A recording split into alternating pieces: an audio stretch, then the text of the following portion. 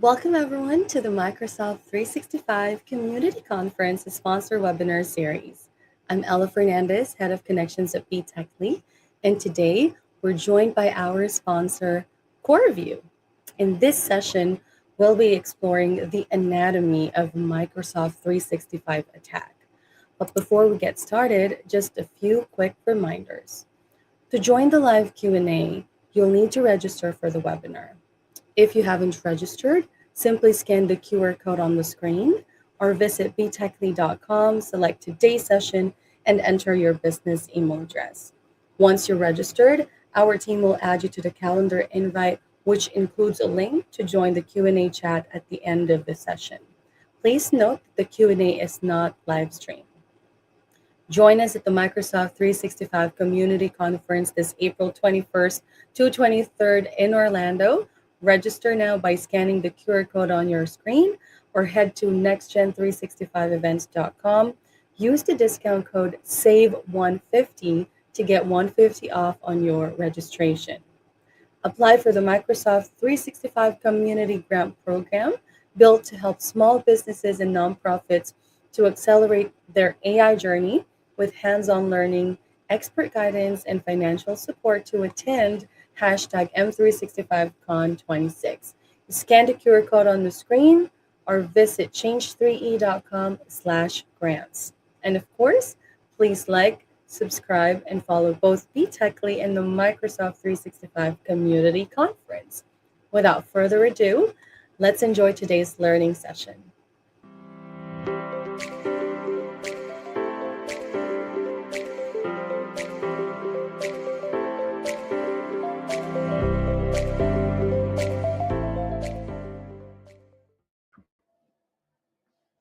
Hey guys, it's Rob Edmondson here. I hope you're well. I'm just going to share my screen so we can get started together. Today, we're going to be covering the anatomy of a Microsoft 365 attack, how attackers compromise, attack, and take control of Microsoft 365 tenants. My name is Rob Edmondson, and I'm the Senior Director of Product Marketing and Principal Technologist here at CoreView.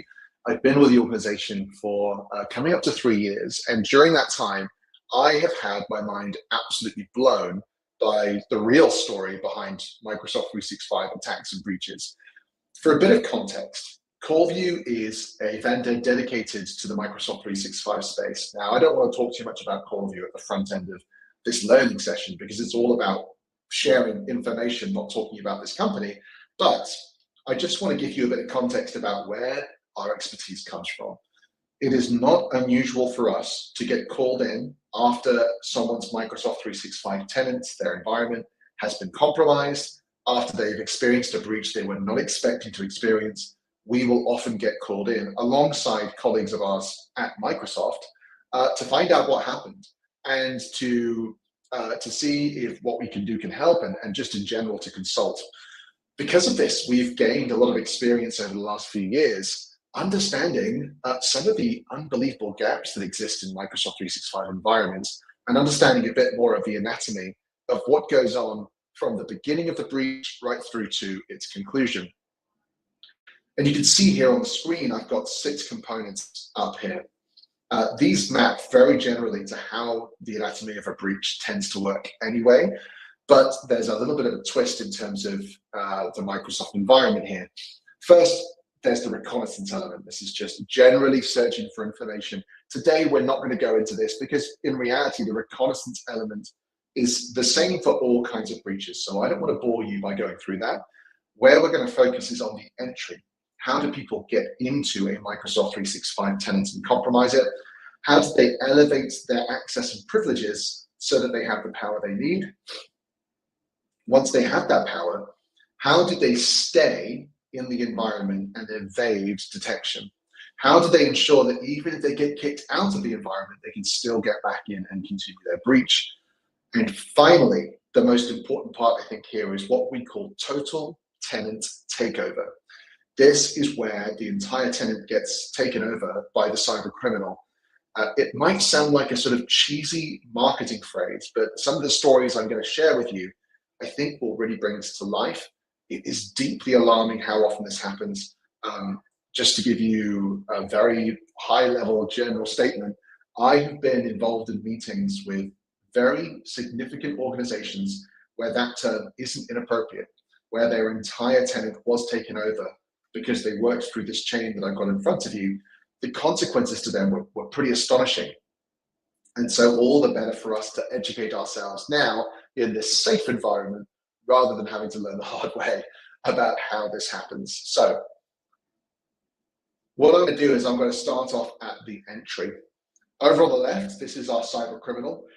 All cyber criminals seem to wear hoodies or wear masks. So just an MO there. That's the first thing you can take away from this. Is you ever see someone wearing a hoodie or a strange hat or a mask, it's very likely they're a cyber criminal.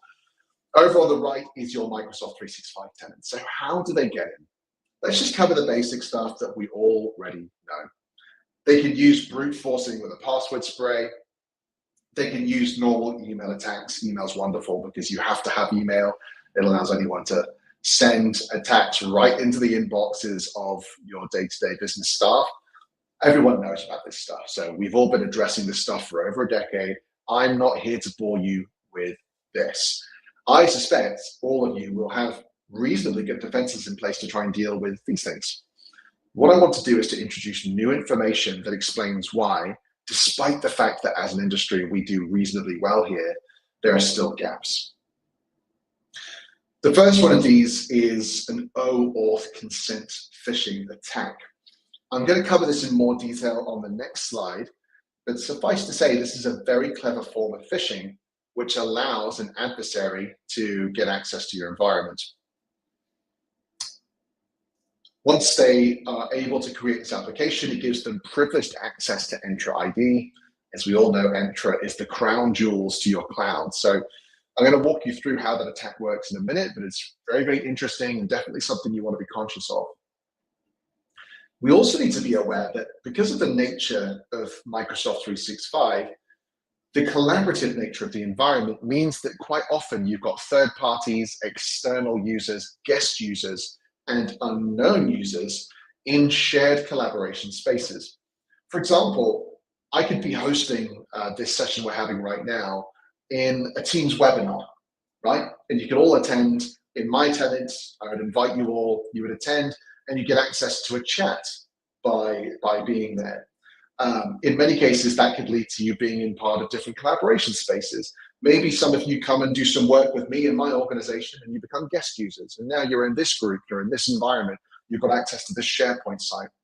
There's this interesting phenomenon with Microsoft 365 because although on the one hand, it is an extraordinarily sensitive part of your cloud because Entra's there, it's your Active Directory on steroids in the cloud. At the same time as having your directory, you also have collaboration. These are two things that, frankly, would never belong together in a normal circumstance. If any of you have been involved in Active Directory, I remember years ago I was consulting with many large organizations, and whenever we talk with them about their security strategy, Active Directory would be in the basement behind a demilitarized zone, completely segmented away from anything that could act as a threat to it.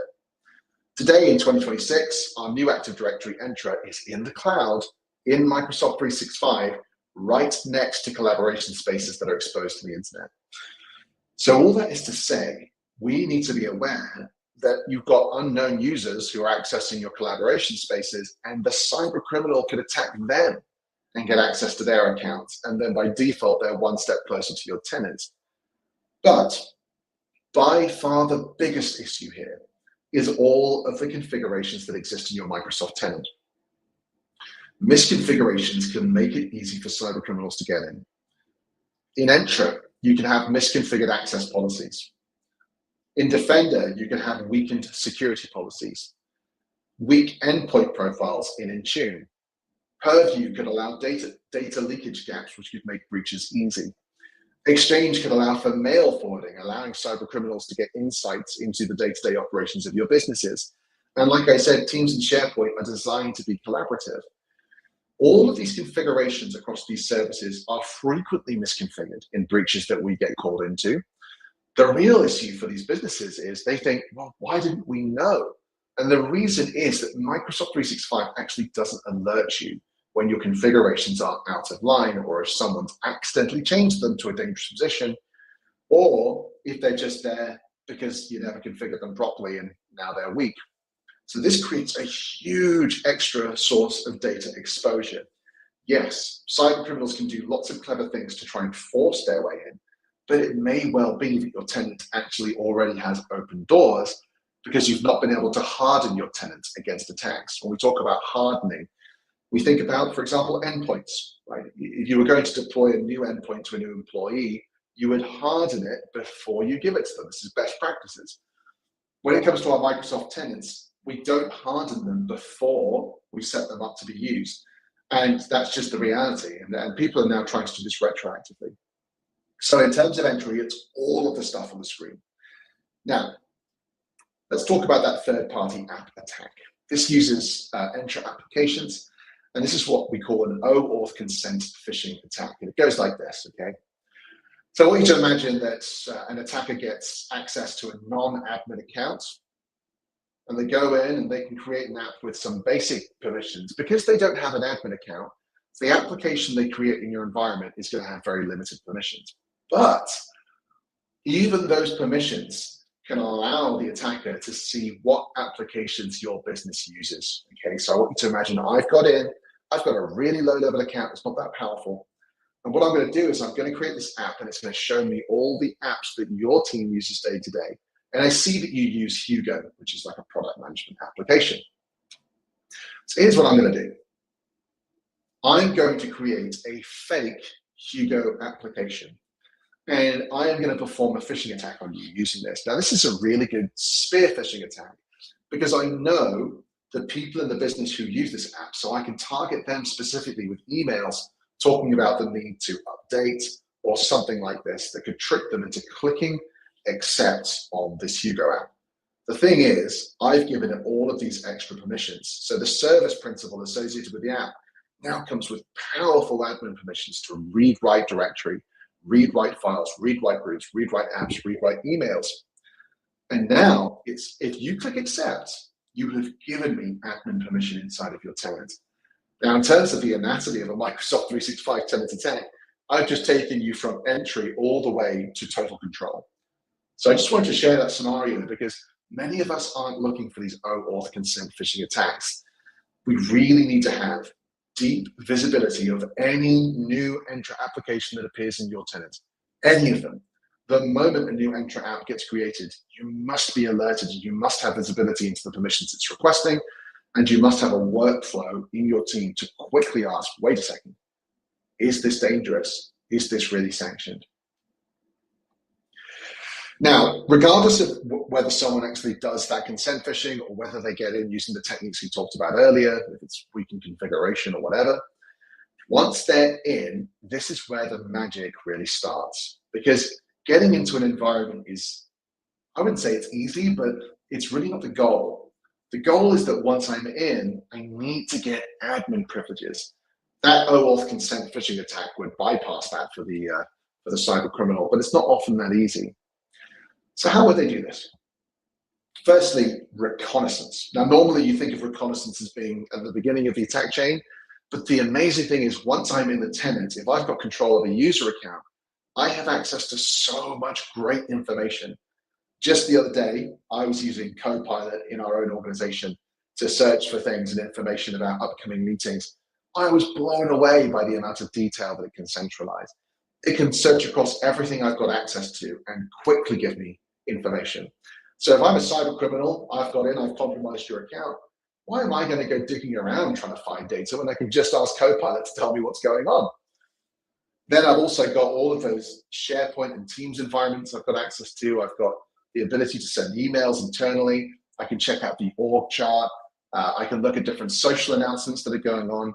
And this gives me a wonderful internal view with which to do further internal phishing and manipulation.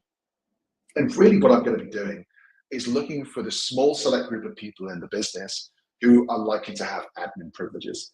Engineers, IT teams, whatever. Maybe I'll go after your dev or test environment if you have a dev or test tenant, like what happened in the Midnight Blizzard attack. That's where Microsoft was compromised using Entra apps and they went for the dev and test environment. So maybe I'll try and go after that. Maybe I'll go after the actual production environment. The key thing is if I can target someone who's got admin privileges and I can get them to fall for my tricks, I can very quickly elevate to the admin level. And this is where I can go from elevation part 1 to total elevation, because I can now create privileged apps inside of your tenant and assign them extreme levels of privilege. You know, one of the awesome things about this from a cyber criminal's perspective is if you kick me out of the tenant now, I can set it up so that Entra app can be accessed externally with a pair of credentials. So even if you kick me out at this stage, as long as I've made a highly privileged Entra app and you don't have good visibility of those apps, you might think we got him, we kicked him out, thank goodness, let's begin reviewing what's going on. And I've already got back in with privileges via an Entra application. I can also go and alter critical configurations. This is a fantastic way to ensure that I can get back in and also to give myself further access in your tenants. And there's PowerShell execution as well. There are lots of choices here. The key thing is that once I have admin privileges, I am able to do a lot of really cool stuff. And you know what's deeply worrying? All the things I've listed here, most businesses that we go into after they've had a breach, they did not have visibility of these things. And it was often these things that allowed the attacker to proceed. The number of tier 1 financial institutions, of huge government agencies, of global brands that have been compromised because of weak or tampered configurations in their Microsoft tenant is mind-blowing. It truly is mind-blowing.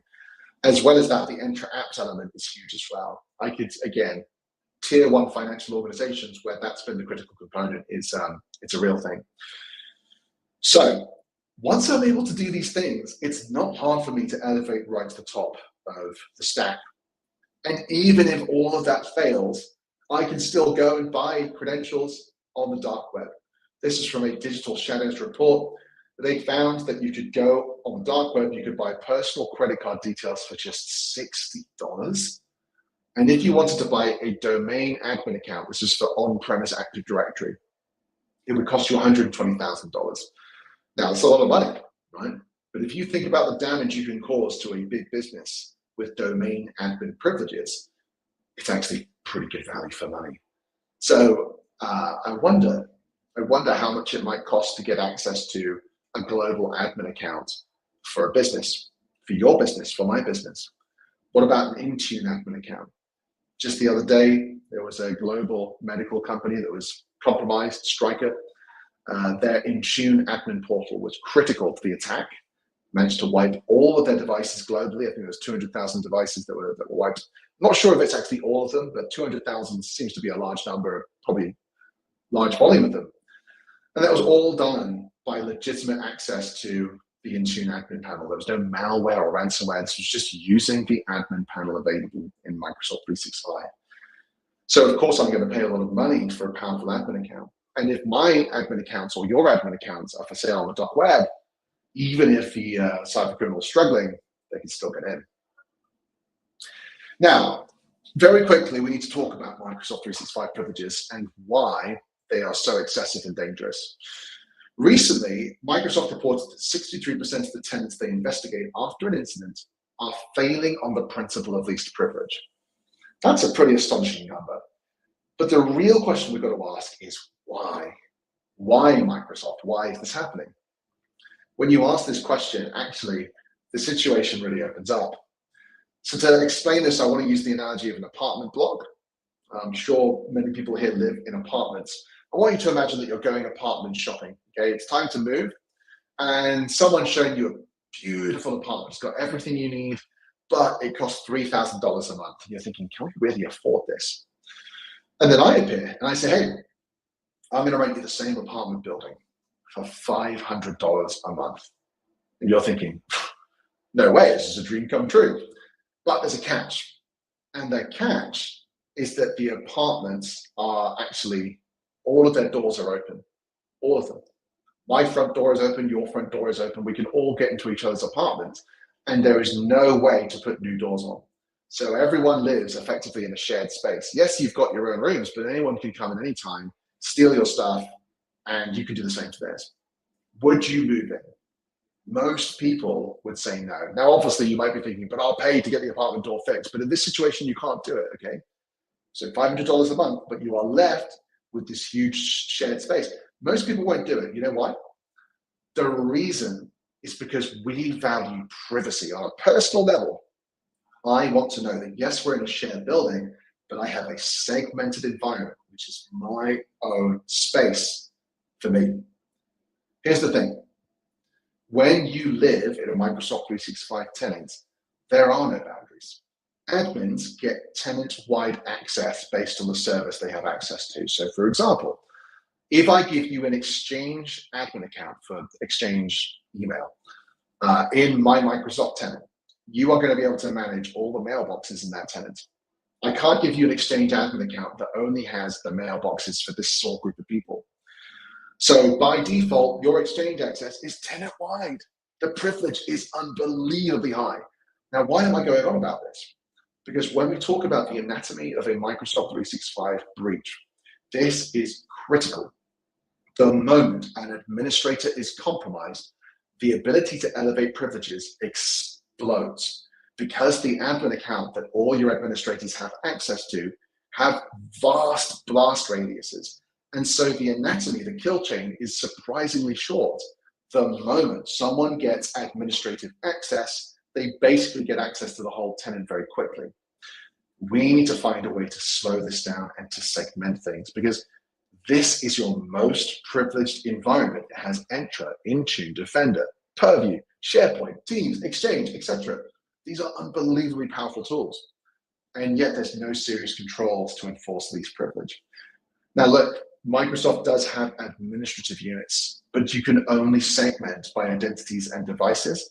A whole bunch of other use cases are absent and missing, meaning that a whole bunch of your tenant is still excessively privileged with huge blast radiuses.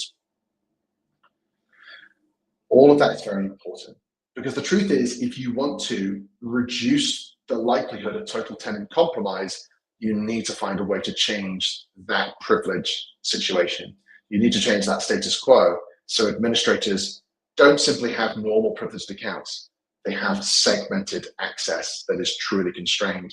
Meaning if someone compromises them, they only get access to a few devices or a few mailboxes, not the whole tenant.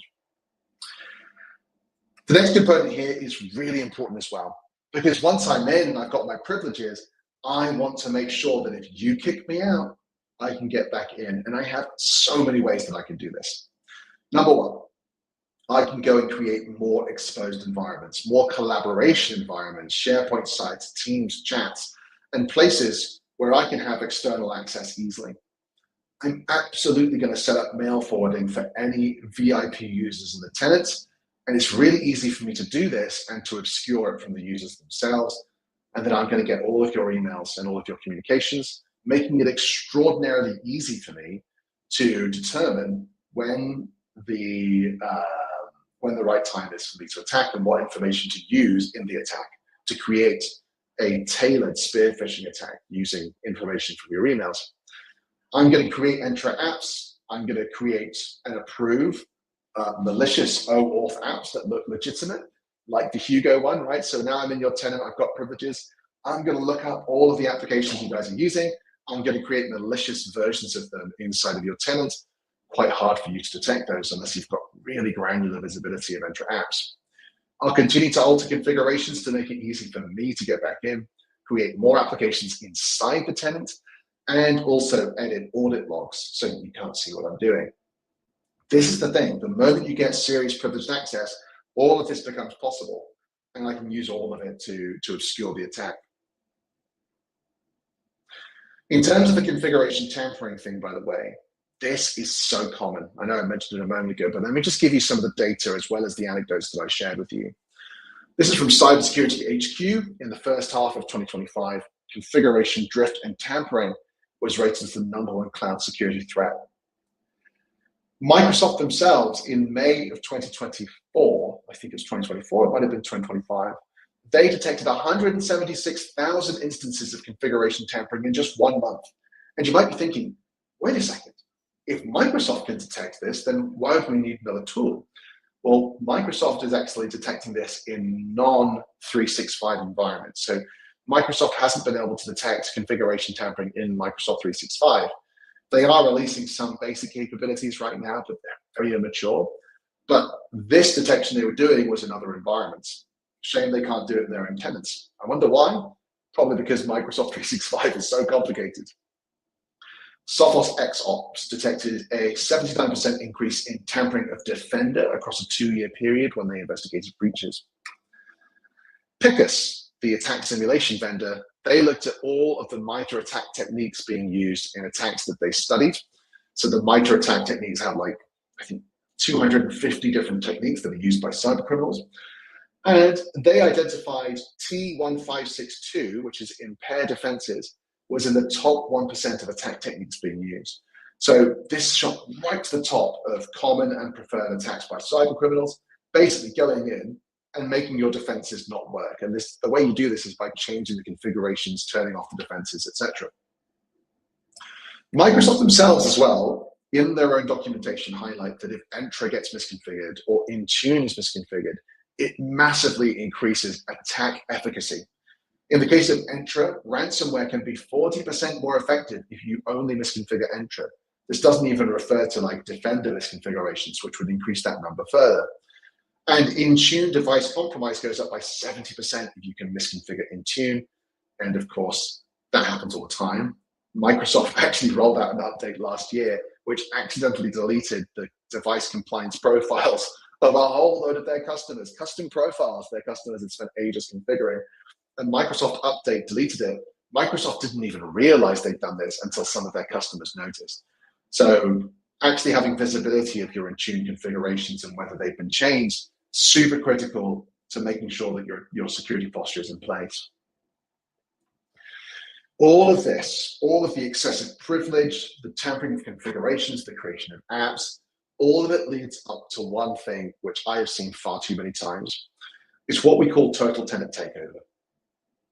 So here is an administrator. They're looking at this huge wall of configurations. They're thinking, oh my gosh, how many configurations do we have? And how do I make sure that they're properly configured? You see, your team will have spent years carefully configuring your Microsoft 365 tenants. And that can be stolen from you in an instant.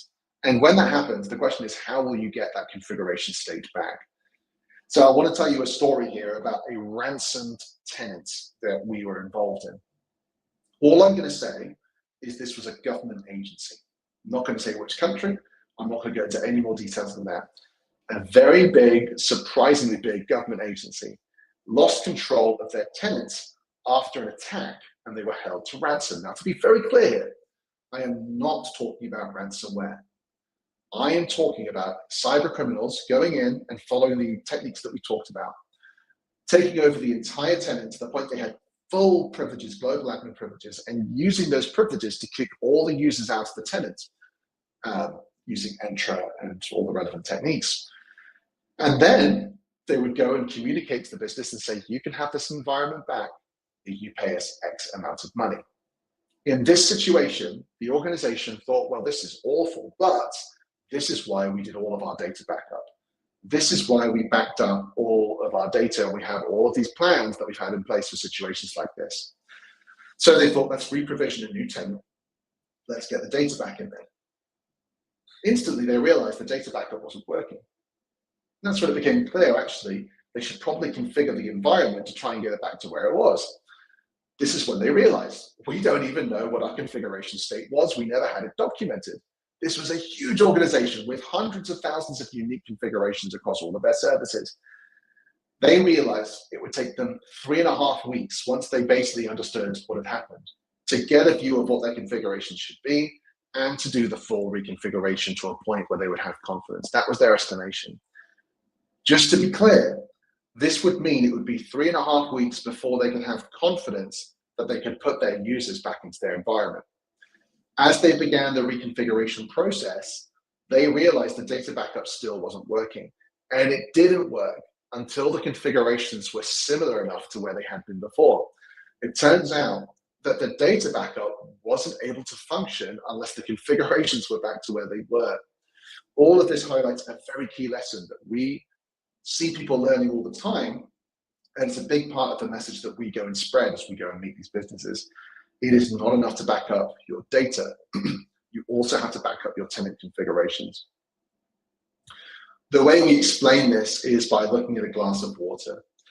So your Microsoft tenant is both the water inside of the glass is the data, and the glass itself. That's the tenant, which is made up of configurations. Configuration tampering means that both are under threat during cyber incidents. So if I take your glass of water and throw the water on the floor, you're going to be annoyed with me, but because you have your data backed up, you can pour the water back into the glass and you can get going again because I didn't break the glass, okay? So you're fine. Here's the issue. During incidents, I might take the glass and smash it on the floor.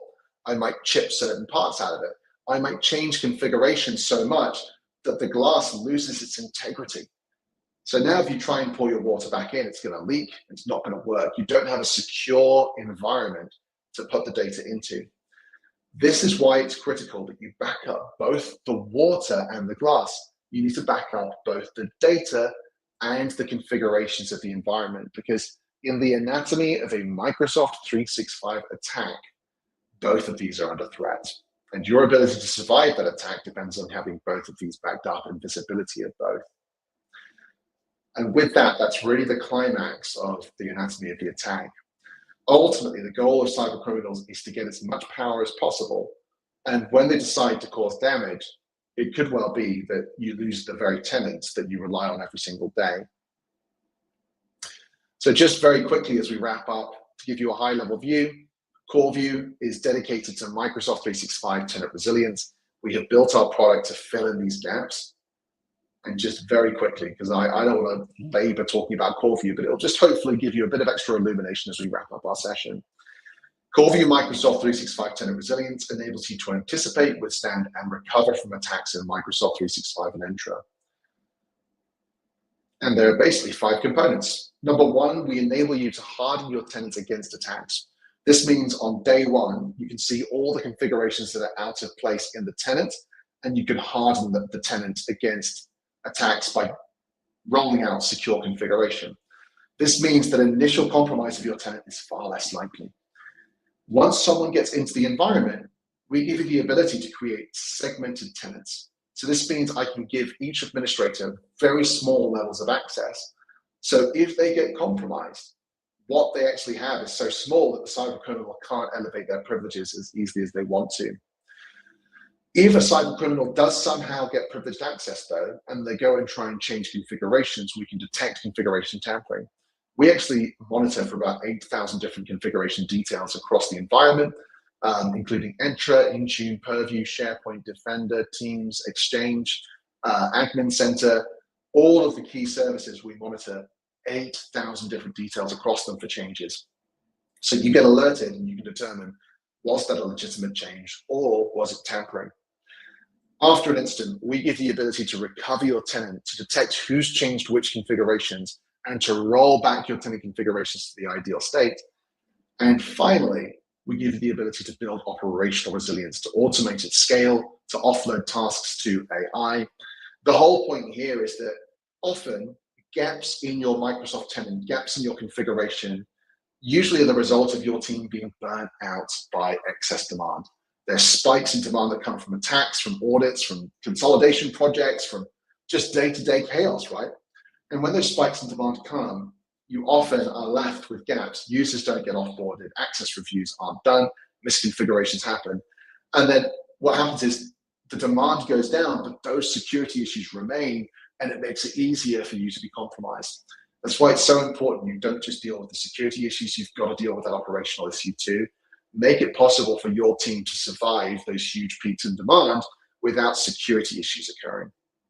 You can see Microsoft here have very kindly given us this warm endorsement by saying, by deploying CoreView, enterprise gain robust tenant resilience and compliance solutions that strengthen their security posture.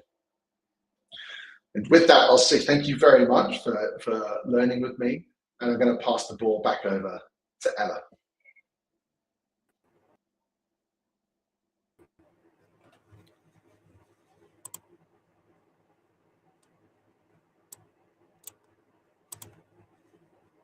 Uh-oh. Hey, can you guys hear me? I think my camera is frozen here. Yeah. All right. Give me 2 minutes. I'll be back real quick, but let me see if I could fix this thing. Sorry Okay. about No that. problem. No, you're good. No worries.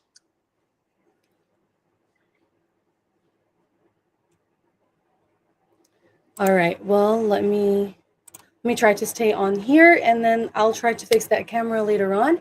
Well, Rob, that was such an amazing and wonderful session. To everyone joining us on the live stream, thank you so much for being here. Thank you so much for joining us. We're wrapping it up shortly. So we invite you to visit CoreView at the Microsoft 365 conference at booth 401 to rub elbow with Rob, and to answer questions, and he'll be there answering any questions you might have, discuss stuff with you. And if you don't have your conference pass yet for the Microsoft 365 conference, register now by scanning the QR code on your screen, or go to nextgen365events.com. Use code SAVE150 to save 150 on your registration pass. Apply for the Microsoft 365 Community Grant Program by scanning the QR code on your screen, or visit change3e.com/grants. This is built to support small businesses and nonprofit with hands-on learning, expert guidance, and financial assistance for the Microsoft 365 Community Conference. If you'd like to participate in the live Q&A with Rob, please be sure that you use the calendar invite that we sent you on that link on the call. And thank you so much, everyone. Bye for now.